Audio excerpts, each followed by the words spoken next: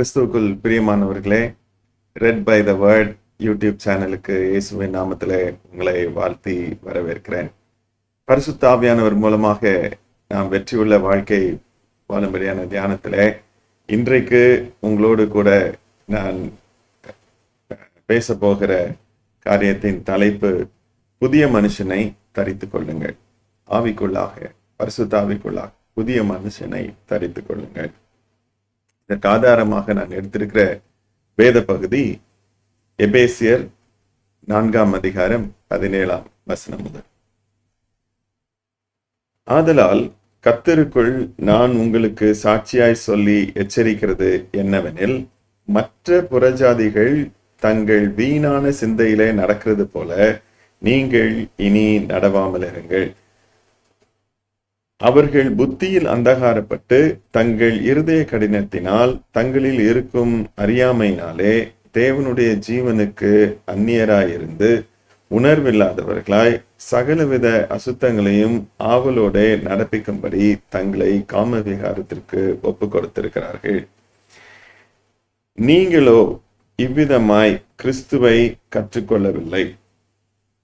இயேசுவினிடத்தில் உள்ள சத்தியத்தின்படியே நீங்கள் அவரிடத்தில் கேட்டறிந்து அவரால் போதிக்கப்பட்டீர்கள். அந்தபடி முந்தின நடக்கைக்குரிய மோசம் போக்கும் இச்சைகளாலே கெட்டுப்போகிற பழைய மனுஷனை நீங்கள் களைந்து போட்டு உங்கள் உள்ளத்திலே புதிய ஆவிக்குள்ளாகி மெய்யான நீதியிலும் பரிசுத்தத்திலும் தேவனுடைய சாயலாக சிருஷ்டிக்கப்பட்ட புதிய மனுஷனை தரித்து கொள்ளுங்கள். இங்க ஆவியானவரை நாம் கனப்படுத்த வேண்டும், ஆவியானவருக்கு நாம் கீழ்ப்படிய வேண்டும் சொல்லி பார்க்கிறோம். ஒருவேளை நாம் ஆவியானவருடைய போதனைக்கு, ஆவியானவர் யார் என்கின்ற அந்த மகத்துவமான அந்த திருத்துவத்தில் ஒரு பங்கானவர் என்ற உணர்வோடு கூட அவருக்கு நாம் கீழ்ப்படியாமல் போனால் நாம் அவரை துக்கப்படுத்துகிறவராக இருப்போம். இங்க நம்ம பழைய மனுஷன், நேற்று தினத்துல நம்ம தியானித்தோம், அந்த உலக சிநேகிதம் தேவனுக்கு விரோதமான பகை. அப்போ நம்ம உலக சிநேகத்துல இருந்தோம், உலகத்தோடு ஒற்றி போய் கிடந்தோம், ஒத்த வேஷம் தரித்து கிடந்தோம். அங்கிருந்து கர்த்தர் நம்மை ரட்சிக்கிறார். அப்படி ரட்சிக்கும் போது நமக்குள்ளாக பழைய மனிதன் இருக்கிறான். அந்த பழைய மனிதன் என்னெல்லாம் அதுல பழைய மனுஷனுக்குள்ள இருக்கு பாத்தீங்கன்னா, வீணான சிந்தையில நடக்கிறது போல. அடுத்தது 18 வசனத்துல, அவர்கள் புத்தியில் அந்தகாரப்பட்டு, அந்தகாரம் என்றால் இருள், வெளிச்சம் இல்லை, அவங்களுக்கு தெளிவில்லை.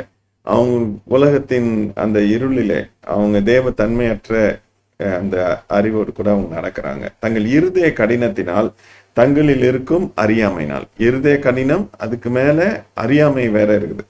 அறியாமையினாலே தேவனுடைய ஜீவனுக்கு அந்நியராய் இருந்து உணர்வில்லாதவர்களாய் சகலவித அசுத்தங்களையும் ஆவலாய்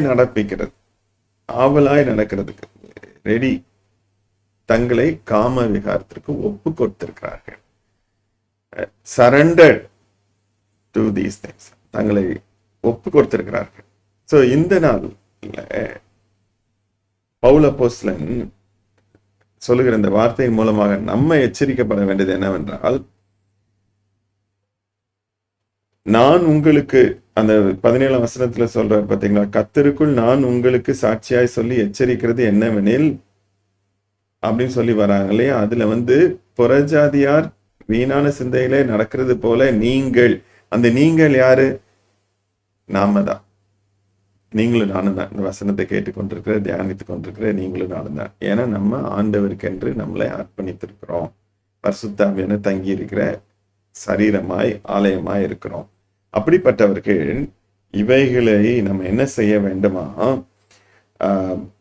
21 வசனத்துல சொல்லப்பட்டிருக்கிறதை போல, இயேசு கிறிஸ்துவினிடத்தில் உள்ள சத்தியத்தின்படியே நீங்கள் அவரிடத்தில் கேட்டறிந்து அவரால் போதிக்கப்பட்டீர்கள். அந்தபடியே முந்தின நடக்கைக்குரிய இந்த உணர்வற்ற அந்தகாரமான, இந்த இருதய கடினம் உள்ள, அறியாமை நிறைந்த இந்த பழைய மனுஷனை, நமக்குள்ளாக இருக்கிற பழைய மனுஷனை நம்ம என்ன செய்யணுமா? களைந்து போட வேண்டுமா? அப்படின்னா அதை நம்ம எடுத்து போட முடியுமா அப்படின்னு சொன்னா, நம்ம இப்போ புதிய காரியத்தை நாம் தரித்து கொள்ளும் போது பழசை நம்ம எளிதாக நம்ம என்ன செஞ்சிட முடியும்? கழட்டி போட்டுற முடியும்.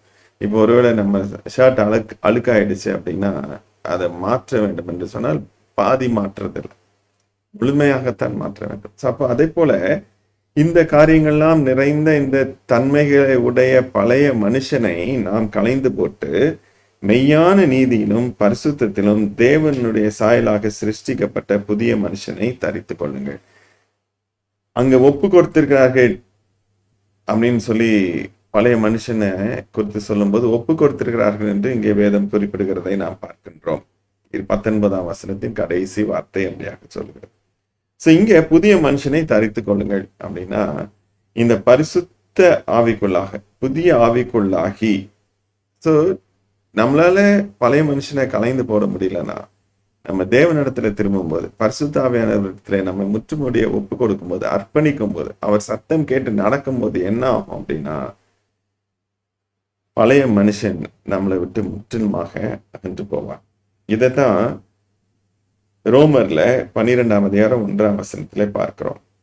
அப்படி இருக்க சகோதரரே, நீங்கள் உங்கள் சரீரங்களை பரிசுத்தமும் தேவனுக்கு பிரியமான ஜீவ பலியாய் ஒப்பு கொடுக்க வேண்டும் என்று தேவனுடைய இரக்கங்களை முன்னிட்டு உங்களை வேண்டிக் கொள்கிறேன்.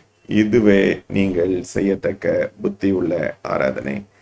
இந்த நாள்ல ஆண்டவருடைய சமூகத்துல நம்மளுடைய சரீரங்களை தேவனுக்கென்று ஜீவ பலியாய் ஒப்பு கொடுக்க வேண்டும். அவருடைய சத்திய வார்த்தையின்படி ஜீவனுக்கென்று நாம் ஒப்பு கொடுக்கும் போது தேவன் நம்மிலே கிரியை செய்ய வல்லவராக இருக்கிறார். ஏனென்றால் நமக்குள்ளே தங்கி வாசம் பண்ணுகிற பரிசுத்த ஆவியானவர் அவர் நம்ம அவர்கிட்ட விடும்போது இணங்கும் போது the spirit அதை இணங்கி நாம் விட்டு கொடுக்கும் போது ஒப்பு கொடுக்கும் போது அந்த பரிசுத்த ஆவியானவர் சொல்லுகிற காரியங்களுக்கு உணர்த்துகிற காரியங்களுக்கு நமக்கு நம்மளுடைய அறியாமையை தெளிவுபடுத்தும் போது நம்ம அதுக்கு இணங்க புதிய மனுஷனை நாம் தரித்துக் கொள்வோம்.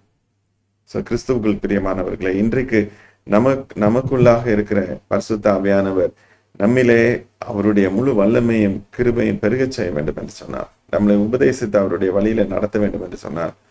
அவர் துக்கப்படாமல் அவர் சந்தோஷமாக நமக்காக செயல்பட வேண்டும் என்று சொன்னால் நாம் அவருக்கு இணங்க வேண்டும். அந்த இணங்குறதுல ஒரு முக்கியமான பகுதி பழைய மனுஷனை நம்ம களைந்து போட்டு புதிய மனுஷனை நாம் தரித்து கொள்ள வேண்டும். கண்களை மூடி ஆண்டவரை நோக்கி பார்க்கலாம். எங்களை நேசித்து வழிநடத்தி வருகிற எங்கள் ஜீவனுள்ள நல்ல தகப்பனே, இந்த நாளுக்காக நாங்கள் நன்றி செலுத்துகிறோம்.